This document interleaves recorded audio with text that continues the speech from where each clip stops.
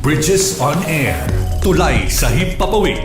Panagsanib na puwersa ng PBS Radyo Pilipinas World Service at Commission on Filipinos Overseas. Magsisilbing tulay sa himpapawid para sa Filipino diaspora. Dala ay balita, impormasyon at serbisyo publiko na mag-uugnay sa pamahalaan at OFWs sa iba't ibang panig ng mundo. Bridges on Air.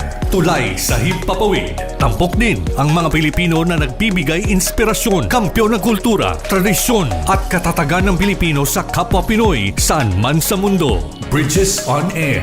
Tulay sa himpapawid. Dito sa Radyo Pilipinas World Service.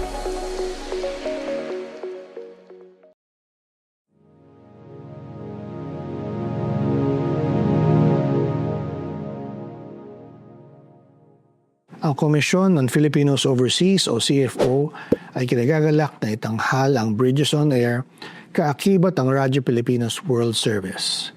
Para sa inyong kaalaman, ang CFO ay ang ahensya ng gobyerno na naatasang siguraduhin ang mga Pilipino saan man sa mundo ay may kaugnayan sa bansang Pilipinas. Nais ng CFO ng ating mga migrante ay kasama natin sa pambansang pag-unlad. Hangad ng CFO ang isang komunidad ng mga kagalang-galang at mahuhusay na Pilipino sa ibayong dagat na makabuluhang nag-aambag sa kapakanan ng bansang kanilang titirahan habang nanatili na matibay ang ugnayang pampolitika, pangkabuhayan at pangkultural sa Pilipinas. Kaya naman po ay nais namin ipakilala ang Bridges on Air, ang programa magbibigay ng boses sa mga Pilipino sa iba't ibang sulok ng mundo upang ibahagi ang kanilang kwento, tagumpay at mga pangarap bilang migrante. Nagpapasalamat po kami sa tulong ng Radyo Pilipinas World Service upang mabigyan ng pagkakataon ating mga kababayan sa ibayong dagat na maging kabalikat natin sa mga usapin at talakayan patungkol sa pabansang kaunlaran. Maraming salamat po. Mabuhay ang migranteng Pilipino. Mabuhay ang bagong Pilipinas.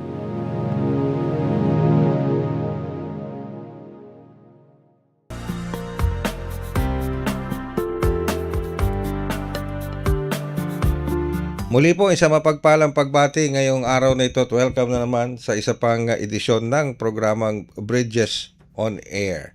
Ang programang Bridges on Air ay isa pong collaborative effort sa pagitan ng Radyo Pilipinas World Service at ng Commission on Filipinos Overseas. Kami po ang inyong mga lingkod, Ray Sampang. At Aris Gutierrez po. At syempre sa edisyong ito ng ating programa, tayo po ay napapanood at napapakinggan sa pamamagitan ng ating Facebook Broadcast Live, gayon din sa ating YouTube channel, and of course sa iba't ibang panig ng mundo, napapakinggan din po tayo sa pamamagitan naman ng ating shortwave broadcast. Yan ay gamit ang mga shortwave transmitters ng Voice of America. At tuwang pa rin natin of course ang mga katuwang natin sa production side, sila Stephanie Vicente, and of course sa Master Control si Milo Janela at Susan Aison. Gayon na rin sina Hero at si JP. Yan, okay? And of course, binabati po natin lahat ng mga taga-Commission on Filipinos Overseas, lalo-lalo na sa pagdaraos ng 2026 Filipino Diaspora Summit 2026 sa Marriott Hotel. At good morning at magandang araw sa iyo, Ares. Magandang araw po, Sir Ray, at sa lahat ng tagapakinig ng Radyo Pilipinas World Service. And speaking of the 2026 Filipino Diaspora Summit, mukhang sinubaybayan ko yung serbisyong CFO sa bagong Pilipinas. Ang dami yung mga naging panauhin doon sa programang yun. Oo, kasi nasabay kasi yung pag-oorganisa ng summit sa 46th anniversary ng CFO. So, madaming nagulat na 46 years na pala ang CFO. 46 years na, tapos nagulat sila dahil parang ngayon pa lang talaga umaalingaw-ngaw ang pangalang CFO, di ba? Dito sa pamumuno ni Secretary Clink Ang. And of course, para bigyan tayo ng konti pang detalye tungkol dun sa summit na yan, nasa linya naman natin ng komunikasyon si Attorney JK. Sige, go ahead. Ikaw na mag-introduce kay Attorney JK, Sir Ares.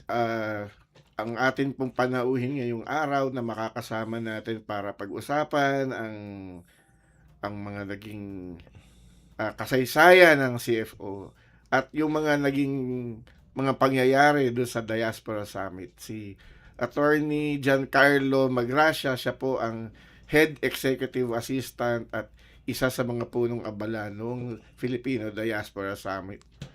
JK, Attorney JK. Go ahead. Good morning. Yan. Magandang umaga po, Sir Ares, at syempre kay Sir Ray Sampang. Magandang umaga po. At sa mga nanonood at nakikinig po sa ating programa, magandang umaga o hapon o gabi sa mga panig kayo ng mundo po. Okay. So napag-uusapan po namin, Attorney JK, yung summit ginawa ng Commission on Filipinos Overseas. Kalinsabay pala yan ng 46th founding anniversary ng CFO, Attorney JK. Yes, opo. Siguro konting historical background lang po, no? Yung pag-establish po ng Commission on Filipinos Overseas by virtue of Batas Pambansa 79, nangyari po noong June 16, 1980. So mula nung panahon na yun po, bilangin natin, madali naman yung math kasi 1980, so 46 years na po ang ating komisyon. At ngayon nga po, sa pamumuno po ng ating buting kalihim, Secretary Dante Clink ang II, minabuti niya na kagaya rin na nangyari noong nakaraang taon, noong ating 45th anniversary, na hindi lang simpleng pagdaraos lang na kakain lang kami, yung opisina, ganong celebration lang. Minabuti niya na gawin na magkaroon ng summit, Filipino Diaspora Summit, sa araw ng aming anibersaryo. Sa katunayan po, matagal na po itong huling nadaos. Dati na pong meron pang 11 years ago yung huling Diaspora Summit sa pamumuno po ng dating kalihim si Mama Meli Nicolas. So ngayon naman po binalik po ni Secretary Clink to, at syempre may mga pinasok din siya ng mga bagong mga dagdag dahil mamaya po pag-uusapan din natin na yung celebration po namin hindi lang tumigil sa summit nitong 16. Nung kinabukasan, may ginawa pa rin po kami mga activities po. So ayun po yung mga yung parang background na po nung naganap po na summit. Pero Attorney Carlo, yung pagkakatatag ng CFO, ito yung panahon na kung 1980 yan, no? Ito yung panahon na maraming umaalis. Yes, nagmamigrate. OCWs pa ang tawag noon eh. Hindi OFW, OCW pa. OCW pa yun noon eh. Ito yung panahon na maraming umaalis, pumupunta ng Saudi Arabia. Karamihan yata Saudi Arabia eh. Pero hindi masyadong nababalita niya. Meron palang CFO kasi parang Department of Labor lang ang on top dati sa ganyan eh. Opo. Alam mo, Sir Ares, talagang sinusubok mo ang ang historical sa komisyon natin, ha? Pero hindi kita ipapahiya, sir. Tama po yung sinabi ninyo. Nung simula po yan, Presidential Decree number 442, kasama po sa Labor Code po. 1974 po siya na-enact. Tama-tama, binanggit ninyo. Nakakasubukan tayo ng edad dito. Immigrant Affairs po ang tawag sa kanya. Na naging parang predecessor po ng ating POEA. Na eventually, syempre, ay magiging na DMW na po. Ngayon, kasama yun dun sa evolution na yan eh.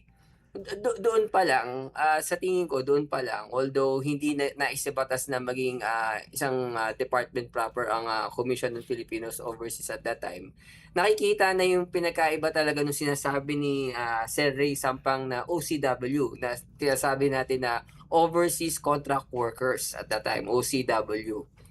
Contract yung sinyan eh, bago naging OFW, di ba? Tapos, so ngayon,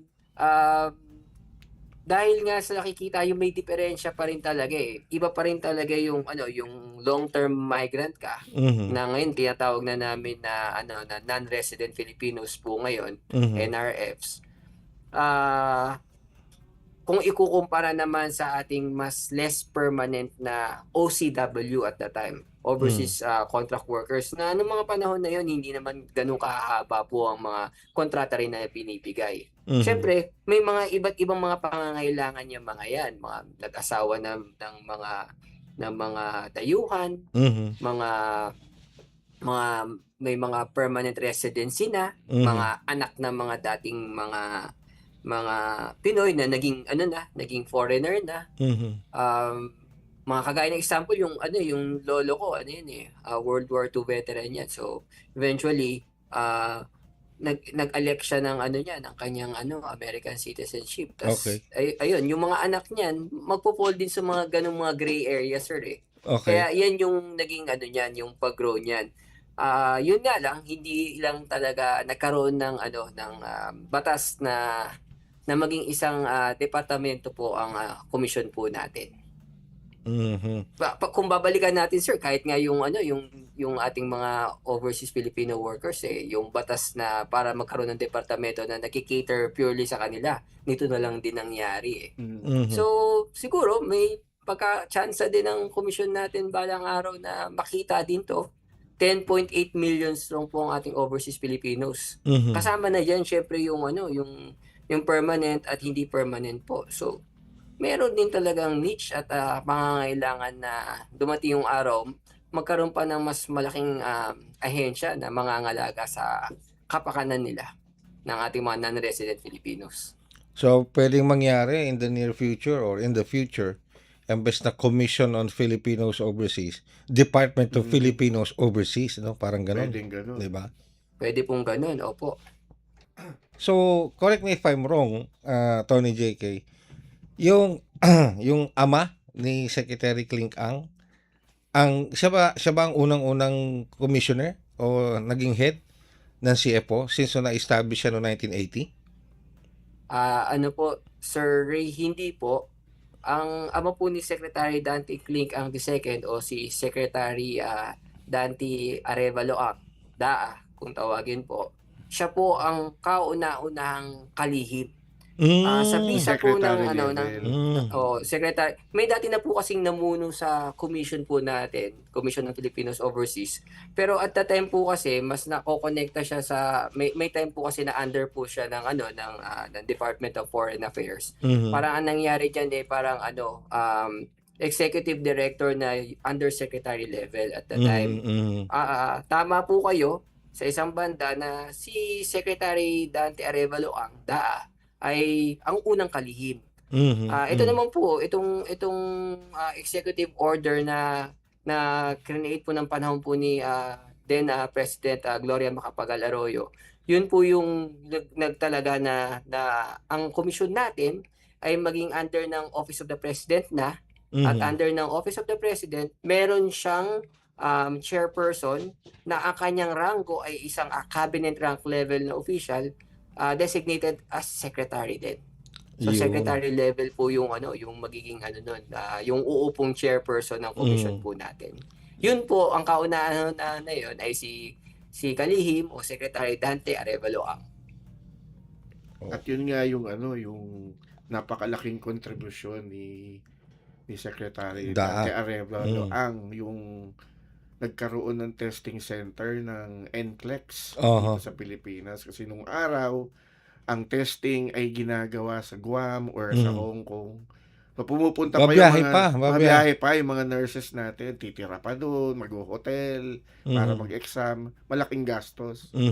So nalakad ni Secretary DAA na magbukas na lang ng testing center dito sa Pilipinas.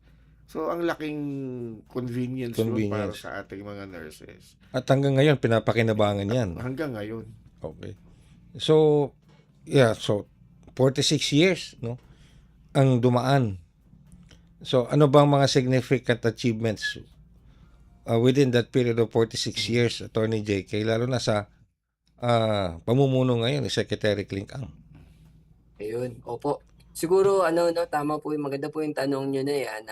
Doon na lang ako magfo-focus dun sa current na lang po sa pamumuno po ni Secretary Dante Clink Ang II. Pero sa konteksto nga lang po ng nabanggit po ni Sir Ares, marami ng magandang mga naging accomplishment din ng komisyon nung panahon na yon. Kagaya nga niyang sa yung pagdaos po ng NCLEX na exam dito sa Pilipinas imbes na mag-abroad sila. During that time din, syempre nilalayon din natin yung pagsisimula pa lang po ito ng ito yung parang magiging ama ng inter-agent ng AYACAT. Mhm, mhm. CFO din na nung una no, sa panahon po ni Secretary Daa po yung Mhm. sa pag ano po natin sa magiging eventually AYACAT po. Mhm. Ngayon po, sa current na panahon, unang-una talaga ano po, siguro ano yung pinaka-general muna na accomplishment ng ating kalihim ngayon is yung pivot po talaga ng commission natin na lumabas na tayo dun sa ating mga frontline services lang. Mas gusto na natin na i-engage yung ating Filipino diaspora. Mhm.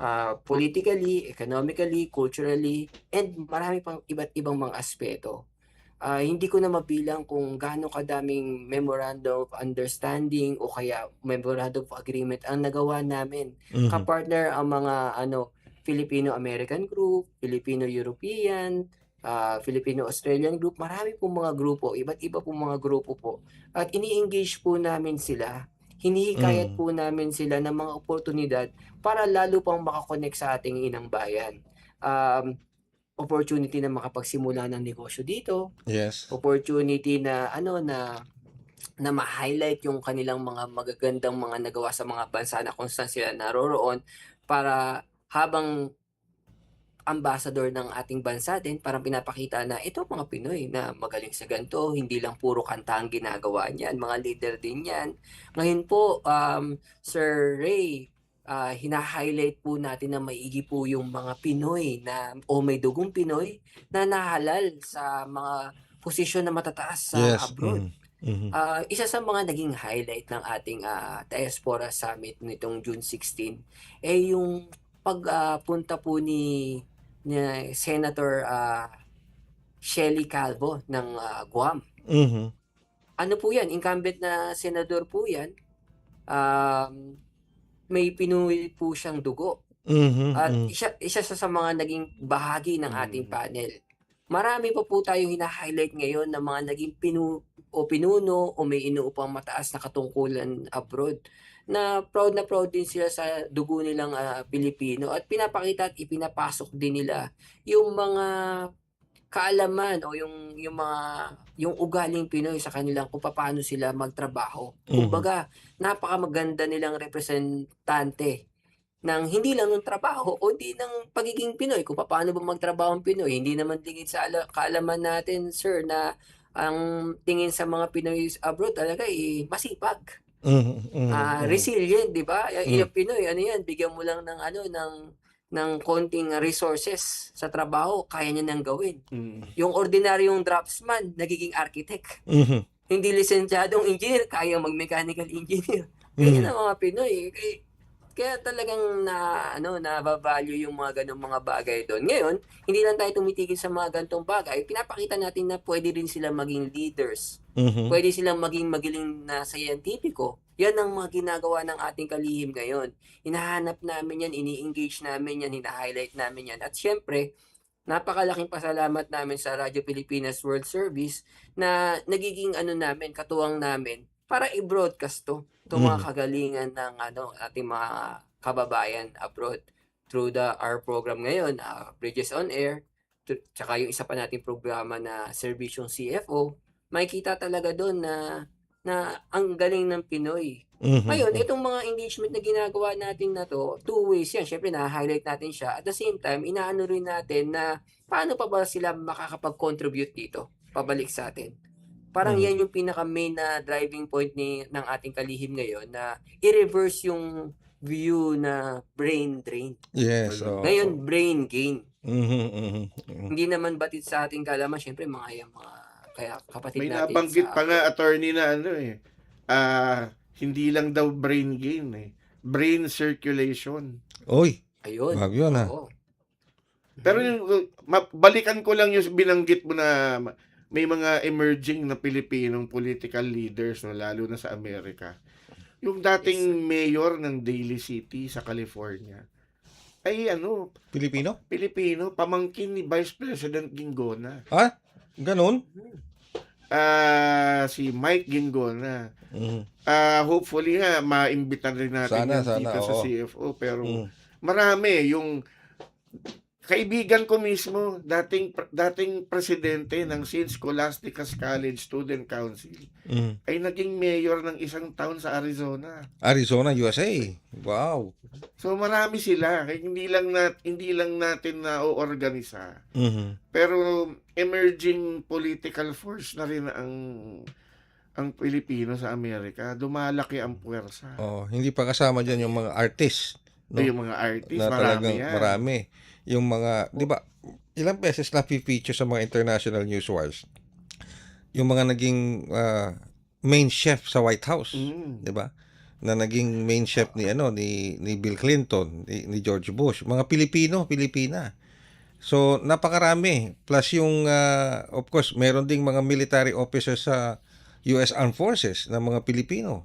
Climbing up the ranks sila Nagtapos sa West Point. sa West Point, 'di ba? Mga nagtapos. So all of that nabibigyang atensyon ng CFO. Tama ba doon, Attorney JK?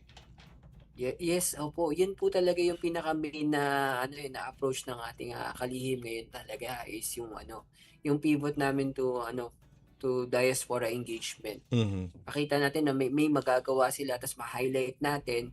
And the same time, syempre, nakikita nila na pwede pala rin kami makatulong hindi lang through our remittances. Mhm. 'Di ba? Hindi lang yung pinapadala namin yung pera, meron pa pala kami mga pwedeng gawin. Mhm. Bukod diyan, syempre, hindi rin naman natin makakalimutan syempre yung mga pinapasok nila na remittances, yung engagement natin with yung mga philanthropic groups abroad. Mhm. Yan, kagaya nitong huli, ang dami nga nagme-message sa amin actually Mhm. na sa inyo ba namin i-donate yung aming donation para doon sa mga nayanig ng lindol sa Mindanao nitong nakaraan? Sabi namin, ay hindi po, kami po yung hahanap ng kapartner nyo na organization doon, iko-connecta namin kayo para ma-conduct ninyo yung inyong medical mission o yung contributions nyo. Pero hindi na po kami hawak ng pera. Pero ang dami pa rin po nagme-message sa amin. Kasi may panahon po na nangyari din po talaga yon, lalo na nung typhoon na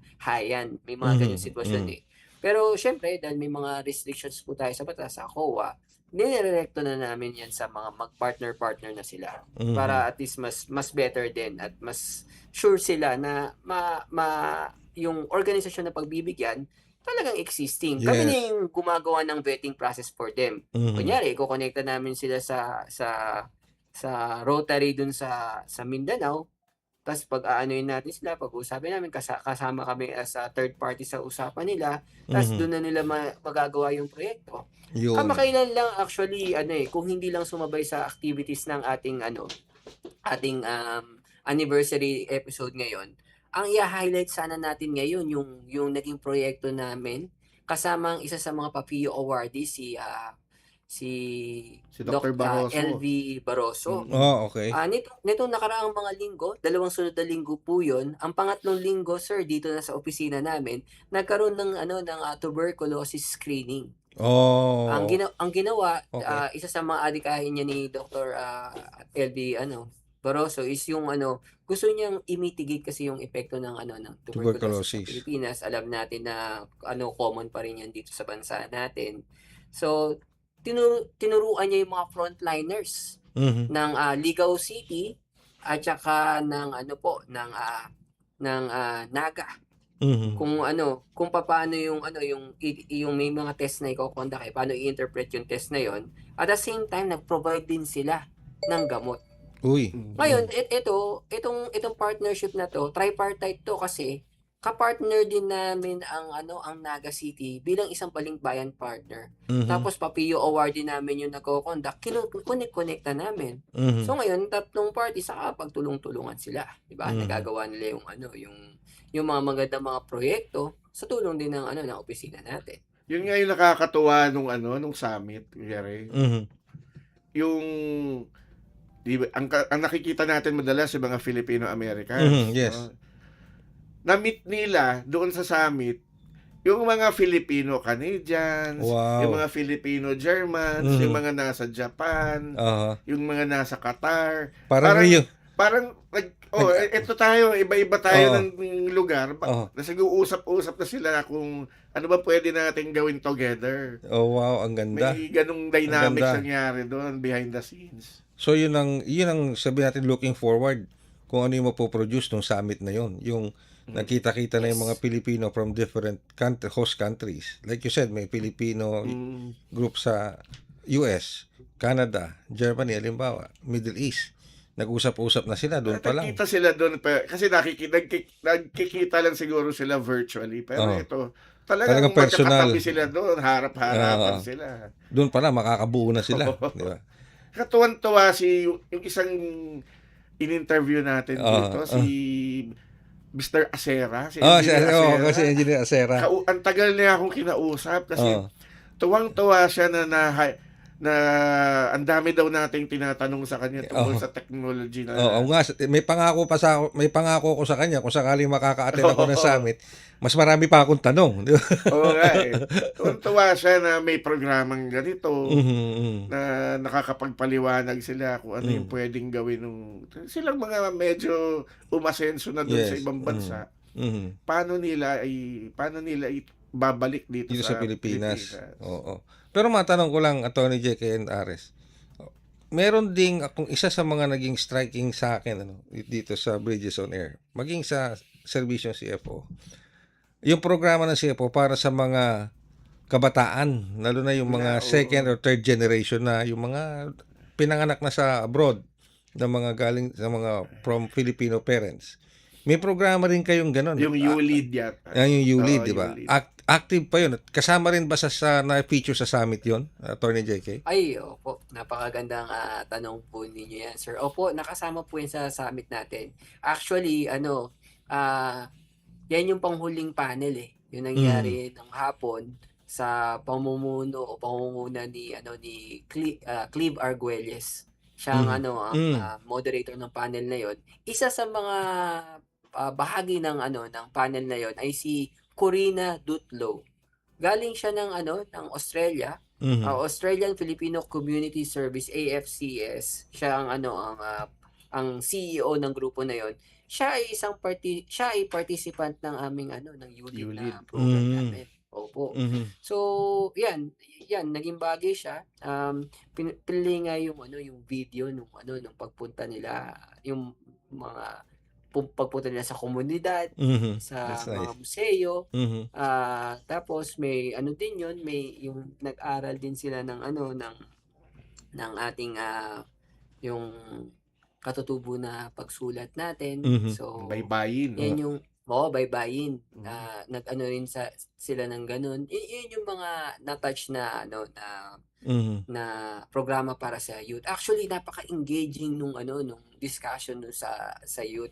Kasama rin dito ang ating chairperson ng National Youth Commission, si Yusek Joseph Francisco Ortega. At napakagaling din ng ng naging discussion niya. Talagang batid talaga niya na doon na talaga papunta. Sa dami nga naman talaga ng mga second or third generation na Filipinos abroad, kailangan na rin niyang i-touch eh. In fact, nag-pledge nga kaagad siya doon sa panel ng certain amount ng pera para sa isang proyekto na may involved na ng mga children, Filipino children from diaspora o yung mga second or third generation Filipinos. May binanggit siya eh. Binanggit niya pa yung amount na parang may ganung ilaan para sa proyektong ganun ang magiging tema. At parang plano rin nila na mag-invite din ng mga kabataan galing sa abroad pupunta sa Pilipinas na parang summit style din. Nakita niya nakita niya yung yung kagandahan. Doon lang niya binanggit yun eh. Nakita niyo yung engagement eh. May mga pinakita kami mga videos din tungkol doon. Syempre, ang sa amin diyan, maaga pa lang mapakita na natin yung yung Filipino roots ng mga connection. Oo, kasi alam naman natin kung sa bahay syempre magulang nila itatrabaho. Hindi na nila matututukan yung aspeto na yun minsan eh. Minsan sa labas na talaga nakukuha yan. Syempre, adjusting sila. Minsan, kumbaga, hindi rin nila yung identity nila, di ba? Parang hilaw na Amerikano, hindi naman na nila naalala yung pagka-Pinoy nila kasi minsan, nag-migrate, 2 years old, 3 years old. Minsan, doon na pinanganak talaga. Yes. Actually, may mga na-interview tayo dito noon na ang sinasabi nila parang there were several cases na yung mismong magulang pa na Pilipino ang nagdi-discourage sa kanila na Oo. mag-connect Oo. sa kanilang Filipino identity. Kaya sila na ang naghanap din na Mhm. parang may tanong sila, marami silang tanong sa sarili Yes. nila Mhm. na hinahanapan nila ng sagot. At yung ULEAD program ng CFO, Yun ang naging sagot. isa sa mga nakatulong ng Mm. malaki para makuha nila yung gusto nilang makuha sa pansarili nilang buhay. Okay. So sa summit, meron ng direksyon na kung paano papalalawakin itong ULEAD na to, Attorney J.K. Ares. Ano nangyari, yung summit, parang na-validate na yung direction ng CFO ngayon. Ay tama. Kasi dati kasi ang parang ginagawa lang ng CFO, ministerial. Parang nagpa-process lang ng papel. Oo, yung mag-i-issue ng Oo. certificate, Oo. magpapapido, Tagatatak lang, ganun. seminar. Oo. Pero ngayon kasi may active involvement, may mga programa. Mhm. At yun yung inumpisahang gawin. At nung nagkita-kita ng summit, parang naging validation na yung maganda tong ginawa dito. Tama. Maganda yung ginawa ng ULEAD, maganda yung ginagawa ng Linkapil. Mhm. Pero Attorney JK, may isa akong meron na, medyo syempre sorry tayo sa mga usap-usapan doon. Pinag-uusapan doon yung Atikha na programa. Atikha. Yung retirement Ano, village na ginagawa dyan sa San Pablo, Laguna. Oy, talaga? Ano yan? CFO-led endeavor ba yan? Parang yung CFO ang nagfa-facilitate. Mm. Yung may isang grupo, baka alam ni Attorney JK yung pangalan ng grupo. Sila yung nag-spearhead Mhm. na ang daming kang nagre-retire na ng mga Pilipino na naggaling sa abroad. Mhm. Pero pagdating daw dito, sige, nag-retire, pero wala naman daw parang Community. community or support system. So magpa-pilot sila nung retirement village. Okay. Na For Filipino diaspora na gusto na umuwi, Oo. mag-retire. at yun na nga ang tawag yata, Atikha. na ginagawa sa San Pablo. Laguna? Laguna. So, So, yung pinag-uusapan ng mga nando kasi may kausap ko yung mga reporters doon sa isang mesa. Mhm. Doon sa likod ko, pinag-uusapan nila yung Atikha. Atikha. Okay. So, any follow-up on this do sa Atikha, Attorney JK, kung meron? Opo. Bali itong sa Atikha, actually namin yan meron din kaming existing na partnership with Atikha. Tapos yan isa yun sa mga nakailang kung matatandaan nyo lang nung mga nakaraang siguro 2 buwan na rin ang nakalipas, si Sir Manny Tibe nag-report sa inyo, nagbahagi siya ng balita, CFO correspondent natin, tungkol dun sa pagpunta nila sa Atikha. So yung Atikha, yun yung Overseas Workers and Communities Initiative Inc. Isa siyang NGO. Ang opisina niya yun doon sa San Pablo City at doon din nila ini-endeavor na magkaroon ng parang retirement home. Mhm. So ito matagal na rin nating partner to, ang kanyang chairperson ay si Ma'am Estrella Dizon Anonuevo. So yan si Ma'am May Anonuevo. And I think kung hindi ako nagkakamali, bahagi din siya ng ng parang isang sector sa DMW kasi may ganung sector, para may mga iba't ibang sector na nagre-represent. Parang bahagi din siya ng ng ganun na nire-represent din niya. Ngayon ang proyekto na ini-endeavor na mangyari sana is parang model continuing care retirement community, CCRC. Okay. So yun yung magiging sana na may mangyaring ganun at may parang advanced geriatric care din na magaganap na nila para sa mga nagre-retire.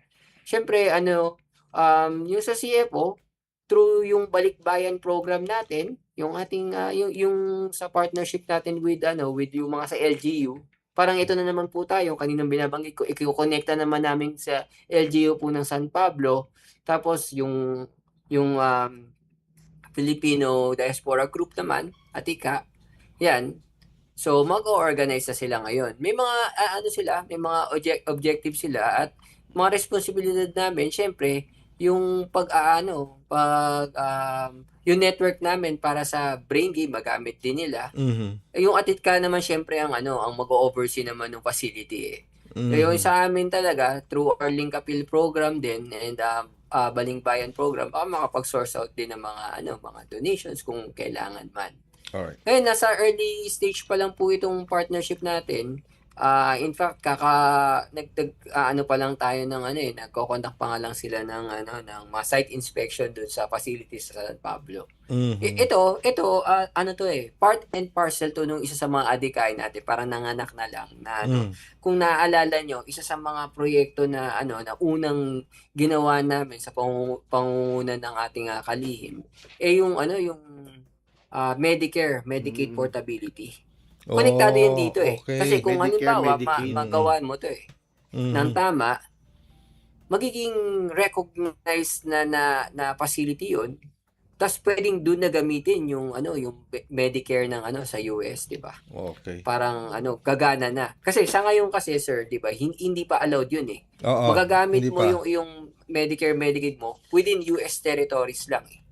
Kaya nga inaano namin na malabi na ma-recognize. Para Siyempre, subject. para bigyan lang natin ng context, attorney, no? Itong binabanggit mong Medicare, Medicaid, ito yung parang PhilHealth sa Oo. Amerika. Yan, Na opo. kung mapapayagan yung portability na yung Medicare, Medicaid ay magamit dito sa Pilipinas, so pwedeng yung retiree na Pilipino Ano ba, pwede magpa-hospital magpapunta sa isang ospital dito sa St. Luke's o sa Asian Hospital, sagot ng Medicaid, Medicare. Medicaid. Sa US, sasaluhin yun. Kasi sa ngayon hindi ganun ang sistema. Mhm. Yun talaga Opo. ang alam, bago pa lang ako sa CFO, yun ang laging ine-emphasize si Secretary Klink na sana yun yung maiwan niyang legacy. Yung maging portability, Yung mapapayagan yung Medicaid, portability. Medicare ng US para ma-apply dito sa Pilipinas, sa mga ospital dito sa Kasi Pilipinas. mukhang kailangan niya ng kailangan niya ng Act of Congress sa Amerika. Wow, okay. Batas kasi yung po. In fairness, Sir Ares, Sir Ray, may mga naman tayo, may mga nagsusulong nito at may mga partners tayo na group sa US na naglalabi rin actively. May mga gusto naman na na senador na i-adapt to. Pero syempre, mahabang laban pa to sa totoo lang eh. Kaya nga gusto rin namin i-try government to government na lang kung papayag si Trump. Bigay niya kay BBM na i-allow niya. Magre-recognize sila ng mga partner facilities. Kunyari, papipilisan ng hospital, di ba? Yung mga hospital na pasok sa standards nila, yun yung pwedeng gamitin doon yung kanilang PhilHealth nila, yung Medicare, Medicaid nga nila. Ngayon, kung babalikan ko lang, kinong-textualize ni Sir Aris nga sinasabi niya, yun yung sanang maging sa facility na to, i-connect through Balingbayan and Link Appeal program din namin. Kung wala mang Medicare, Medicaid, at least through yung implementation ng ng Link Appeal natin. Yung pagpapacilitate namin ng mga donations galing sa ating mga overseas Filipino group or partners doon para doon ilagay. Kung ma-recognize namin as isa sa mga partner namin na komunidad doon na may pangangailangan, 'di ba? Kung kung kailangan ng financial support. So iko-connect-connecta namin. Yun yung magiging partnership namin with Atika po if ever po. Alright. Now, meron tayong dito, audio-visual presentation, Ares at Attorney JK, regarding dito sa 2026 Diaspora Summit Yung anniversary ng CFO. and yung anniversary ng CFO.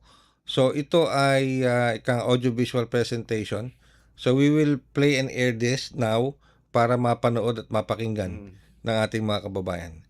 Narito po ang ABP ng 46th anniversary ng Commission on Filipinos Overseas.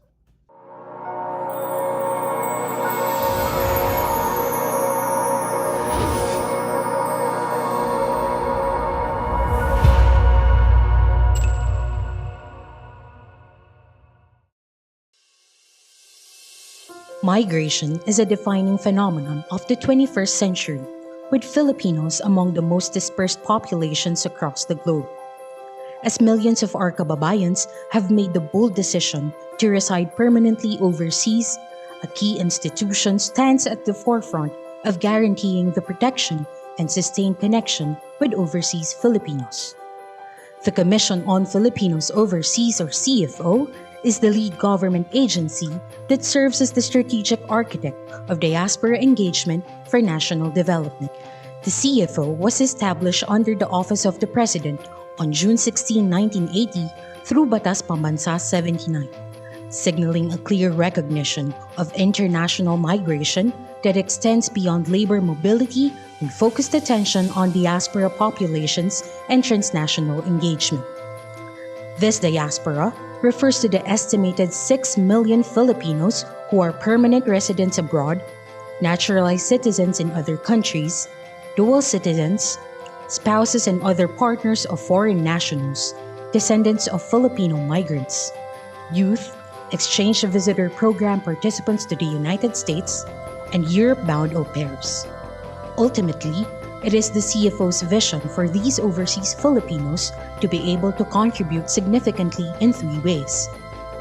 Political, by maximizing diaspora soft power, policy influence, and lobbying efforts. Economical, by encouraging diaspora investments, philanthropy, and entrepreneurship in the Philippines.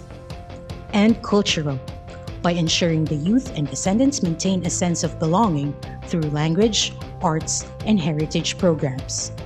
At the heart of the CFO is program management for national development. These are brain gain strategies that seek to reinvest multidimensional diaspora resources for the benefit of the Philippines. First, to strengthen overseas Filipinos' engagement as national and local development partners, it has the Lingkod sa Kapwa Pilipino or Linkable Program, Balink Bayan, Peso Sense, and Ugnayan. To promote Filipino education, culture, and heritage, it oversees the Philippine schools overseas, conducts youth leaders in the diaspora or U-League modules, and facilitates the virtual Centro Rizal. The CFO recognizes overseas Filipinos and diaspora partners through awards and incentive programs such as the Presidential Awards for Filipino Individuals and Organizations Overseas, Migration Advocacy and Media Awards, Overseas Filipino Centenarians Program, and Celebration of the Month of Overseas Filipinos. The CFO contributes to policy development and data banking by reviewing the economic, socio-cultural, and political environments in the Philippines and host countries, and formulating significant measures that benefit overseas Filipinos. It has supported the passage of the following legislation: RA 10868, RA 9189, RA 9225, RA 10906, and RA 10364. It is actively working on insurance portability for overseas Filipinos to continue accessing their healthcare benefits in the Philippines and abroad, as well as on retirement and reintegration initiatives to support the long-term care of retirees. The CFO also has a range of multi-stakeholder partnerships to carry out diaspora engagement initiatives.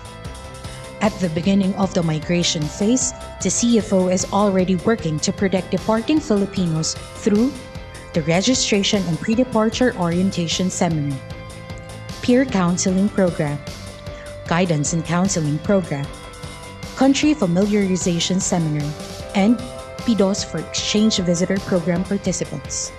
These are a range of country-specific services that acquaint Filipino immigrants with fundamental laws, rights, and responsibilities, as well as available support services, making the CFO a stepping stone towards their success.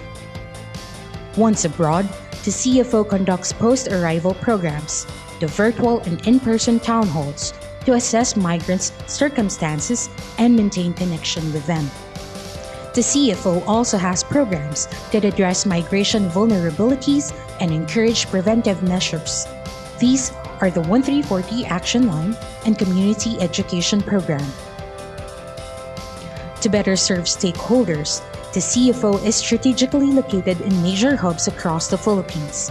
With the main office in Pasay City, it has extension offices in Baguio, Cebu, Davao, and Cagayan de Oro, as well as desks at NAIA Terminals 1 and 3 and Clark Airport. The CFO will continue to guide and proactively engage with the Filipino diaspora to empower them and make migration ultimately a choice rather than a necessity. Kaagapay ninyo ang komisyon sa mga Pilipino sa ibayong dagat sa bawat hakbang ng inyong paglalakbay. At kami naniniwala na kayong may dugong Pinoy ay ang aming katuwang sa pag-unlad.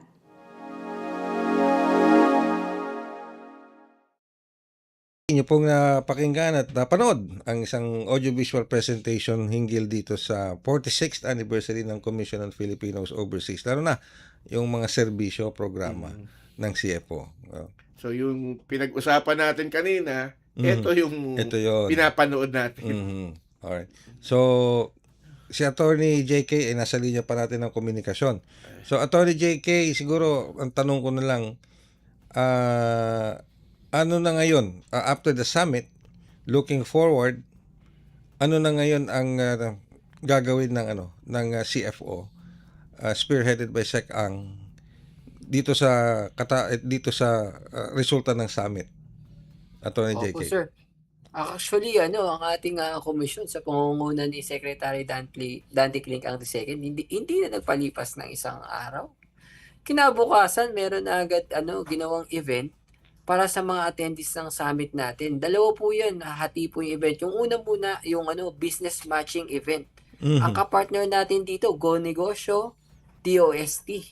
Dito, pinakita yung mga produkto na Pilipino na produkto din, at saka yung mga negosyo under ng Go Negosyo na pwedeng investan ng mga attendees ng ating summit. So, may inaano agad kami, inahanda agad kami, baka magkatuluyan na sila sa negosyo. Ito yung mga binibigyan na namin sila ng ideas.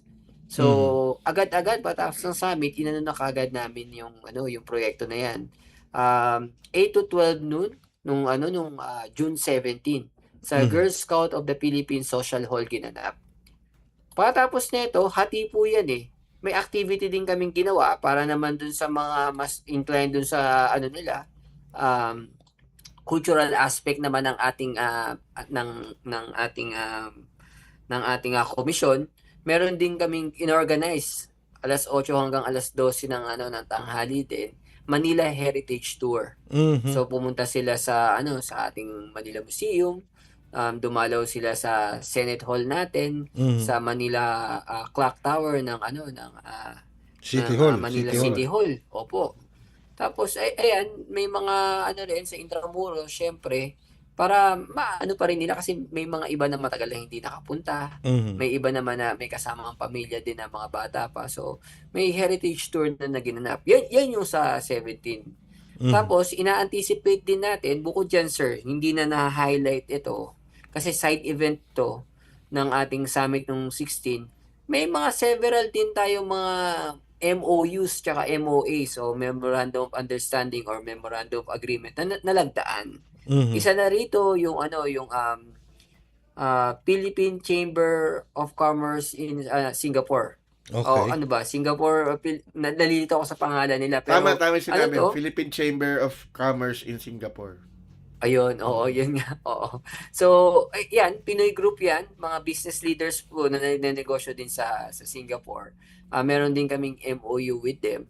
So, magiging bahagi ito ng aming mga balinkbayan at saka linkapil endeavors din po. Kung paano natin sila i-connect yung mga negosyo nila sa mga partners natin na mga balinkbayan cities. At the same time, syempre, avenue din to para makakonekta ng ating mga linkapil partners na pwedeng manguna sa ating philanthropic efforts naman po.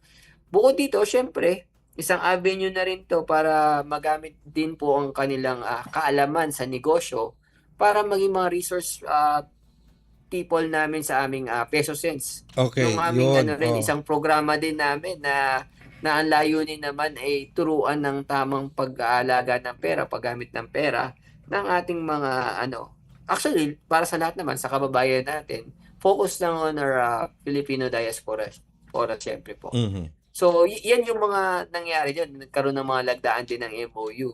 Agad-agad na rin na nangyayari. At ina-anticipate natin na because of this summit, meron kaming mga madadagdag na mga partners pa.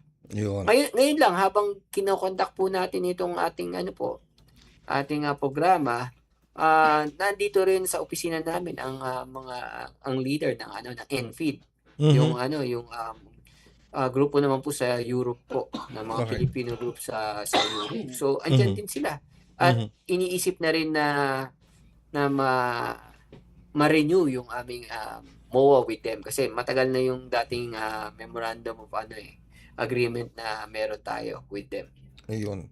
So bright and bright and long ang future ahead para sa CFO. So for another 46 years pa. Maraming trabaho ahead ang CFO. Maraming trabaho. Narinig mo yun, Atty. JK. Oo. Opo. At sana yung mga ginawa na to, ito yung maging seed ng magiging puno na matawag na natin na Department of Yun. Oo nga. Yun.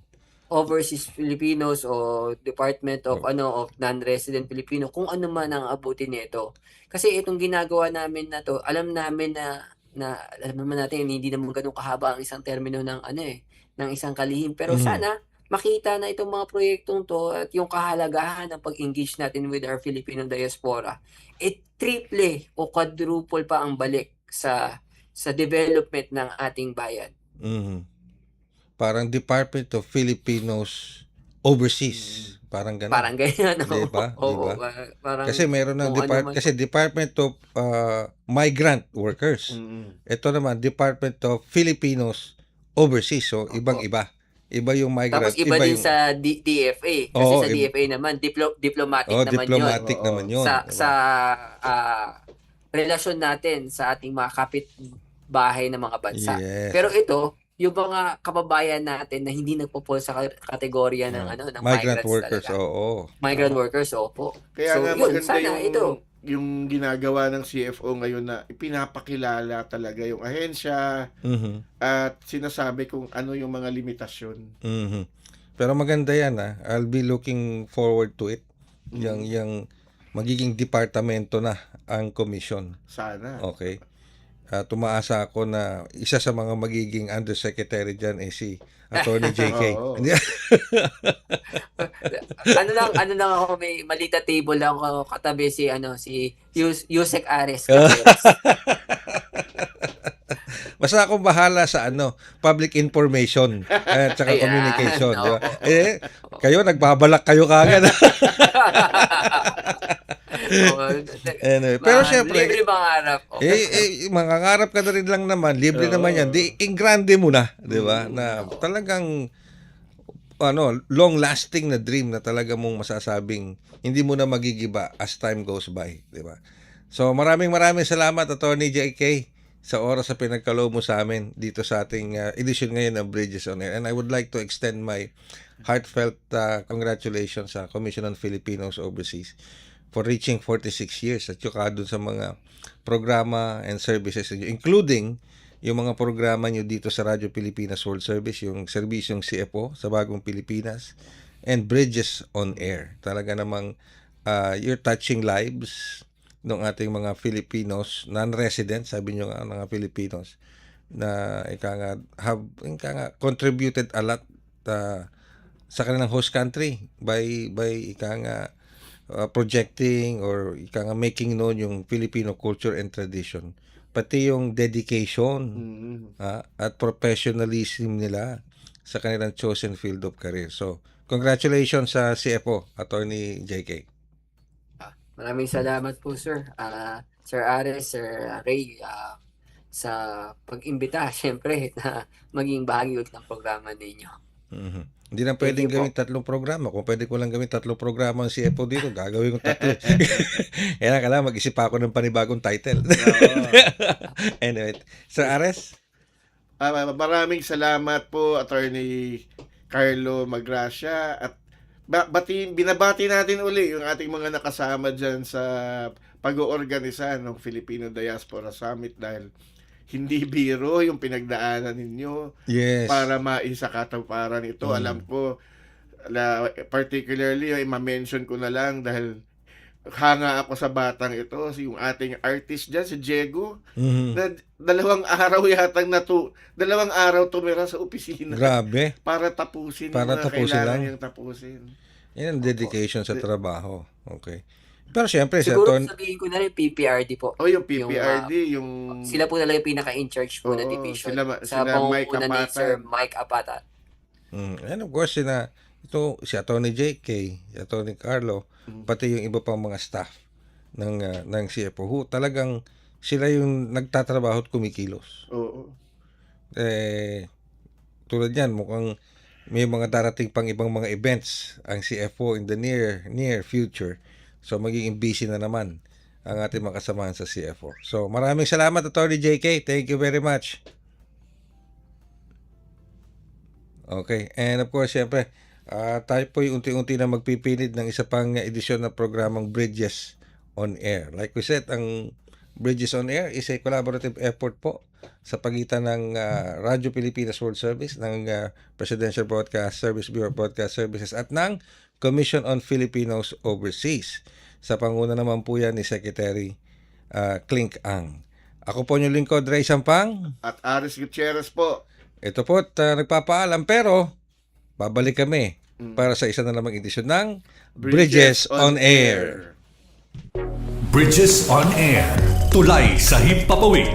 Panagsanib na puwersa ng PBS Radyo Pilipinas World Service at Commission on Filipinos Overseas. Magsisilbing tulay sa himpapawid para sa Filipino diaspora. Dala ay balita, impormasyon at serbisyo publiko na mag-uugnay sa pamahalaan at OFWs sa iba't ibang panig ng mundo. Bridges on Air.